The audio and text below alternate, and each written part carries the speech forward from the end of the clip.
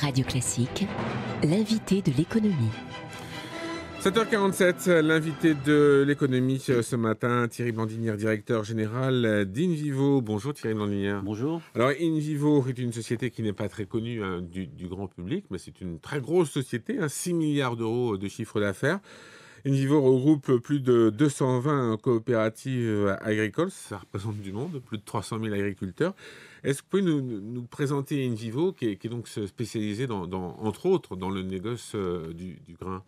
Oui, vous l'avez dit, Invivo n'est pas très connu du grand public. C'est une entité qui a été créée il y a maintenant une douzaine d'années, qui regroupe 223 coopératives, notamment pour être le bras armé de l'agriculture française à l'international et le premier exportateur de blé français, notamment dans les pays du Maghreb, en Afrique. Ça, c'est le premier métier d'Invivo. Le deuxième métier, c'est une capacité à massifier les achats pour le compte de l'agriculture française, notamment au niveau des intrants pour les agriculteurs, c'est-à-dire les semences, les engrais, notamment. Et c'est aussi un troisième métier, c'est la nutrition santé animale. Nous sommes très présents à l'international, présents notamment au Brésil, avec des sites industriels au Brésil, au Mexique, en Indonésie. Et le dernier métier, c'est la jardinerie, donc ce sont les enseignes Gamme Vert. Et puis récemment, Delbar, oui. Voilà, que nous avons repris, où nous sommes le leader français de la jardinerie de jardin. Alors, vous avez un objectif ambitieux, puisque vous voulez doubler le chiffre d'affaires d'ici à 2025, donc dans 10 ans. Comment vous allez faire pour y parvenir ? Alors, on réfléchit à un plan stratégique avec les équipes, bien évidemment, pour aller de l'avant. Deux moteurs essentiels, se positionner à l'international sur les pays émergents, qui sont en pleine croissance, donc bénéficient de la croissance mondiale, notamment sur les métiers de nutrition santé animale, où nous sommes présents au Brésil, je le répète, et en Indonésie. Donc, capter cette croissance. Et en même temps, en France, deuxième moteur de notre croissance, structurer les filières, massifier, réorganiser les filières pour qu'elles soient beaucoup plus compétitives et gagner des parts de marché aussi en Europe. On entend beaucoup parler de l'agriculture française et de ses difficultés, notamment des petits agriculteurs qui souffrent et qui n'ont pas suffisamment d'aide. Est-ce que vous êtes confronté à ce problème-là, ou est-ce que pour vous, l'agriculture française, c'est une grande force qui n'a pas véritablement de problème ? Je crois qu'il y a plusieurs types d'agriculture aujourd'hui. Tout le monde a sa place. La petite agriculture avec la vente directe peut très bien progresser en France. Et en même temps, il faut qu'on arrive à développer notre savoir-faire et notre compétitivité pour pouvoir exporter donc les produits français à l'international. Et nous avons cette capacité-là.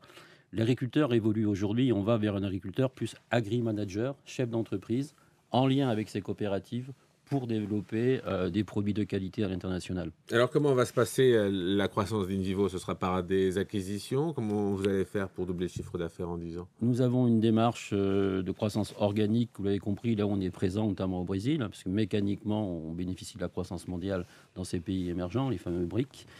Et de notre côté, nous sommes attentifs au développement externe, comme nous l'avons fait en jardinerie en reprenant Delbar, pour consolider notre position de leader sur ce métier-là.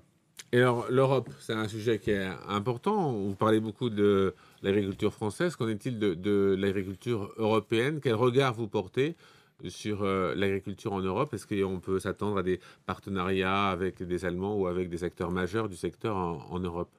Alors, le groupe Invivo travaille en proximité avec d'autres grands groupes coopératifs en Europe, notamment en Allemagne, comme Agravis, qui est une grande coopérative, plus de 10 milliards d'euros de chiffre d'affaires, DLA au Danemark.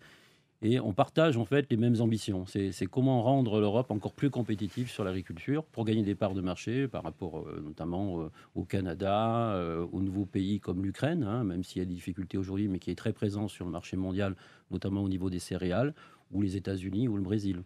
Donc on se retrouve sur un intérêt commun, c'est comment mieux travailler ensemble pour justement être plus compétitif et faire gagner des parts de marché au niveau européen.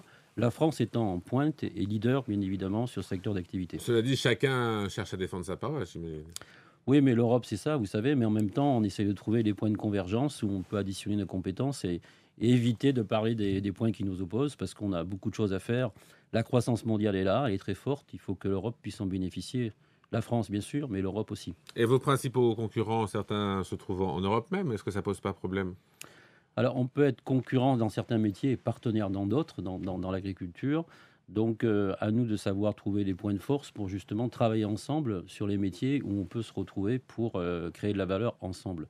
On peut être concurrent dans d'autres métiers et à partir de là, on voit comment on peut optimiser la concurrence ou pas. C'est-à-dire se dire est-ce qu'on doit se retrouver parce qu'on n'a pas la taille critique ou est-ce qu'on peut exister mondialement en étant concurrent. Et dans ce domaine-là, quels sont les progrès qu'Invivo peut faire? Quel type d'acquisition ou de partenariat vous pourriez nouer?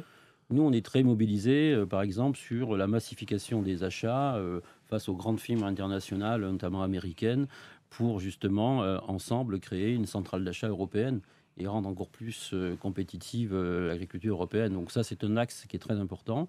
Et ensuite, il y a tout ce qui est innovation, comment travailler mieux, c'est-à-dire produire plus et mieux. Et ça, c'est un enjeu important, bien sûr, pour la France. C'est le projet de Stéphane Le Foll, donc, que nous accompagnons, mais c'est aussi un projet européen. Merci Thierry Blandinière, directeur général d'Invivo, invité de l'économie sur Radio Classique.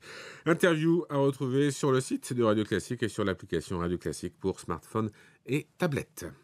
Avec